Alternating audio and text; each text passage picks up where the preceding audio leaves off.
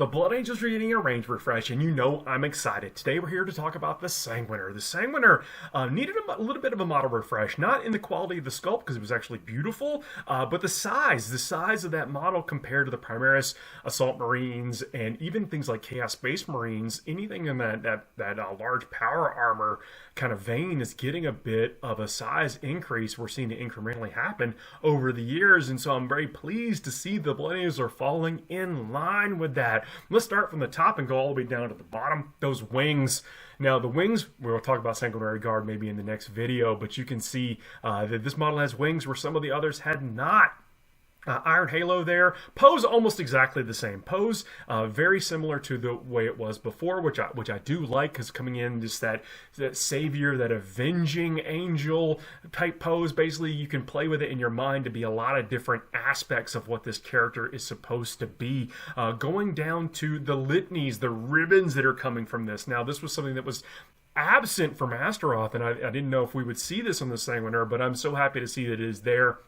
And the studio pulling no punches on the detail work, the scroll work there on both the tassels, litanies, ribbons coming down from the jump pack, and even there on his leg is like, what is that? The leg there, is that just more litanies? Is it covering a wound? Like, what is going on there? I love the narrative aspect of this. And let's talk about the sculpt there, all the muscles. I think that all the detail on this model is really going to help hold some of that wash that will make, you know, even maybe the most intimidated or challenge painters, can really make this model look good, which seems really cool to me as someone who relies a lot on the products. Like the Retributor armor is an amazing paint, and then a wash that can kind of cling down into the details, which the products really help kind of pull out some of this stuff, make me anyway feel like a better painter. I like this here, that I feels like I can replicate some of this.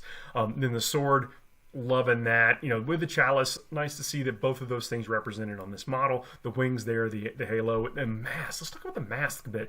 The mask, real departure or separate from Dante. It looks a lot different than the mask that's on Dante. Dante obviously having the mask of Sanguinius, and this being an all different face, which is cool. Even brings more question. Who is the Sanguinor? What is the Sanguinor? Was the Sanguinor even a real person at some point? What is given us this character here to come in and bring the Blood Angels hope, going down to the base that those litanies connect to. Now, this is the only thing that actually has me kind of pumping the brakes a little bit, and this is from a playability standpoint, is that the base, the reason that a lot of Blood Angel players use the Sanguinor, in addition to just having some good combat stats, is the ability to kind of swoop in, come in from unexpectedly, is it expectedly? Unexpectedly from off the table or other areas of the board, and swoop in. This base size might make it a little bit more difficult than it was before. It seems like a small price to pay, though, for the gloriousness of this new model. But wow, I'm impressed. Looking forward to getting this in my hands. I think that I'm going to be able to really bring out some detail on this model. I'm looking forward to that. Loving the range refresh. What do y'all think?